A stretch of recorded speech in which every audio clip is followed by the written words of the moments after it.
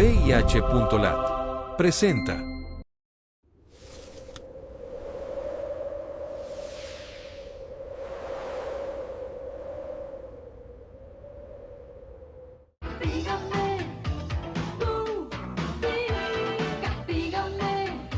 El castigo podría ser de muerte. El SIDA es una enfermedad incurable y mortal. Hoy conmemoramos el Día Internacional de la Lucha contra el VIH. Desde 1983, cuando proporcionamos atención a los primeros casos diagnosticados con esta enfermedad, o en 1996, cuando el IMSS fue la primera institución en otorgar terapia antirretroviral. En el mundo se hablaba de una extraña enfermedad que se manifestaba con algunos tumores, con algunas infecciones que no se podían explicar en personas que tuvieran un sistema inmune competente, y así fue como se desarrolló el concepto de VIH, pero finalmente se descubre que esta particular enfermedad la causaba un virus, y es cuando se le da el nombre de síndrome de inmunodeficiencia adquirida. Y cuando empezaron a llegar los casos, nosotros nos dimos cuenta de ese patrón, y fue cuando se detectaron los casos iniciales, y ahí fue donde entraron estos médicos al ataque de esta nueva contingencia. En 1980, el decir que se tenía VIH pensaban que era muerte. El decir que era VIH pensaban que era un castigo divino porque tendrían que ser por la sociedad abortados. En los 80 empezamos a escuchar que había una enfermedad que atacaba directamente a las personas homosexuales. Imagínate que en los 80 era el cáncer rosa, el cáncer de los mujercitos, el cáncer de, y entonces siempre era para denigrar a la persona y siempre culpabilizándole de su ejercicio de la sexualidad. Y esto alentó a generar que las personas viviendo con VIH se agruparan. Y ahí es donde nace el pasamontañas blanco. ¿Por qué? Porque la gente no quería ser vista, pero guardando su identidad. La pandemia de la infección por VIH inició más o menos en nuestro país a mediados de los 80s, y ya para ese entonces pocos hospitales atendían pacientes, uno de ellos a nivel del IMSS, y no teníamos ningún tratamiento, ¿no? La mortalidad era altísima, para esos tiempos morían 20 o 30 personas diarias. Sin embargo, ya para el 86 hubo un medicamento, la acidobudina, y con eso se empezó a tratar, monoterapia. Y entonces le empezaron a dar este medicamento a las personas, empezaron a probar las dosis, y resulta que no se morían a las 3 horas, se morían a las 5 horas. La gente empezó a vivir más tiempo, aún sin embargo los promedios eran 20 meses más o menos de 2 años, ¿no? A pesar de que existían métodos anticonceptivos que no prevenían la enfermedad, se empezaba a hablar del condón, y el condón también era un método que estaba sacralizado. Quien utilizaba un condón pensaban que era una persona que ejercía su sexualidad de una forma no sana. Y esto hizo que entonces se propagara más fácilmente el VIH. Un momento para la medicina difícil. ¿Por qué? Porque no nos permitían trabajar de una forma científica, que era más estigmatizado que el científico. Muchos amigos que conocíamos en los bares se empezaron a ir, y cada semana se iba uno. En lugar de acudir al velorio, decidimos festejarlos en la fiesta. Entonces siempre brindábamos por cada uno que se iba. Lo más complejo era que todos los viernes y los sábados despedíamos a 1, a 2 o a 3. Pero fue una manera distinta de recordarlos felices, como ellos hubieran querido que lo hiciéramos. Hace muchos años, y sobre todo cuando empezábamos en todo este mundo de la atención a las personas que viven con el VIH, la verdad es que había un estigma tremendo de la sociedad, de también algunas personas del cuerpo médico.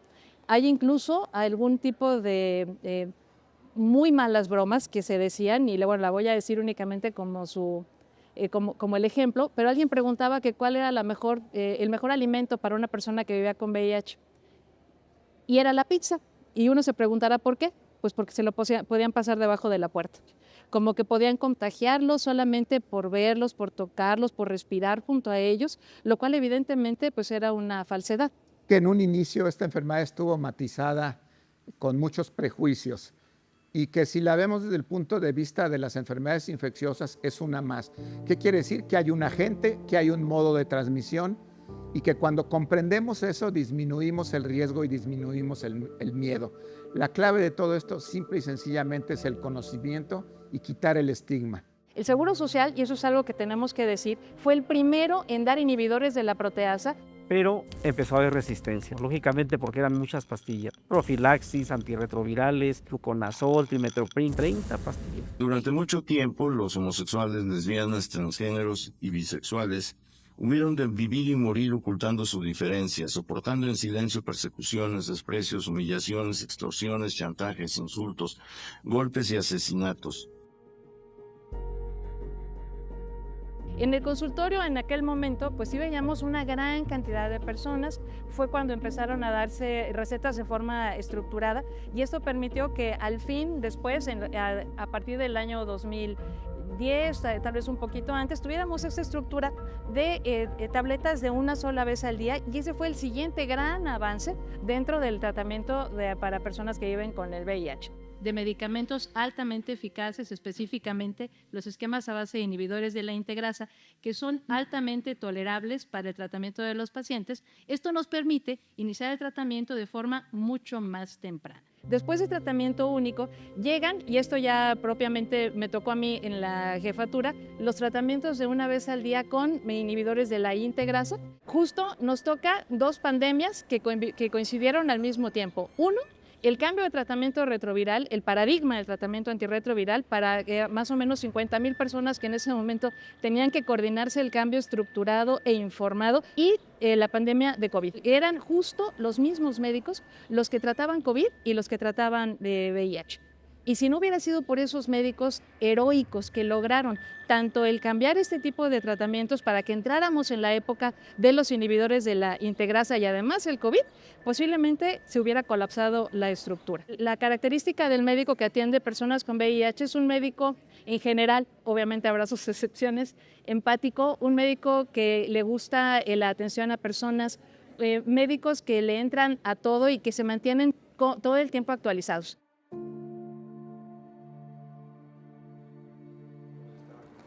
Ahorita los reactivos pueden ser de 5 minutos a 20 minutos. Baja tu mano, ponla suavecita. Vamos a empezar a ordenar. Tienes buena gota. Tienes una muy buena gota. Directo. Baja tu dedo. Tuve un hermano que falleció de VIH. Haber llevado yo a mi hermano a Condesa cuando no tenía seguro, yo entré al seguro y le di esa oportunidad de que se atendiera, que continuara su tratamiento y lo siguió, estuvo con su enfermedad por 21 años y siempre defendí su ser a mi hermano y yo siempre dije, toda persona que esté en esta situación merece una oportunidad.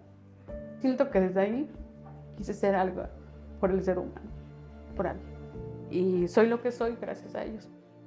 Y es una satisfacción. Que uno de los aciertos más valiosos de esta administración ha sido precisamente la creación de la Unidad de Derechos Humanos.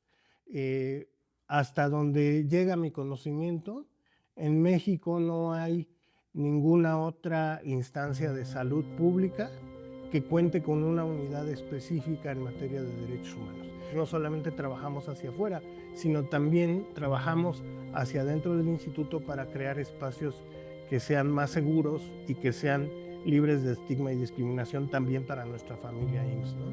El Instituto Mexicano del Seguro Social ha estado trabajando desde el día 1 cuando apareció la palabra SIDA y en verdad retumbó en los oídos de la sociedad, en las paredes de los institutos, pero no había eco, al contrario, se callaba todo el mundo.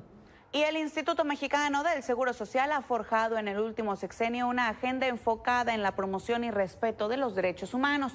Y desde el 2022 participa activamente en la Marcha del Orgullo LGBTIQ+, con el fin de promover la inclusión y salud sexual con la aplicación de pruebas de última generación para detectar el virus de la inmunodeficiencia humana y también el de la hepatitis C. El que el instituto se haya abierto a salir a la marcha de la diversidad sexual en todo el país, a que hable abiertamente de la lucha contra la homofobia, de cómo mejorar la atención a las personas con VIH. Pocas personas lo han hecho. Y todo parte desde quien la dirige. La llegada del IMSS al Pride debe de significar algo para esta gran organización.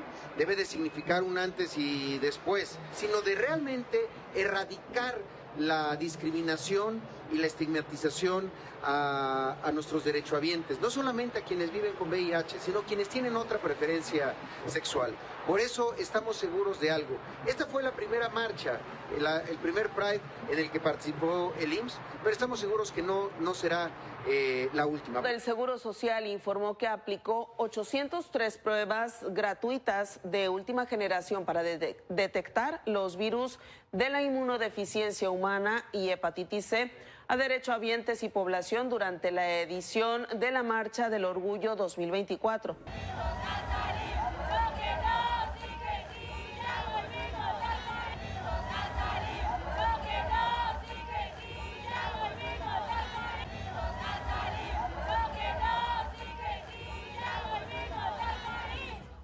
Y actualmente, en este 2026, a diferencia de los 80s, ya hoy en día la homosexualidad no se considera un trastorno psicológico o psiquiátrico como se consideraba en aquel entonces.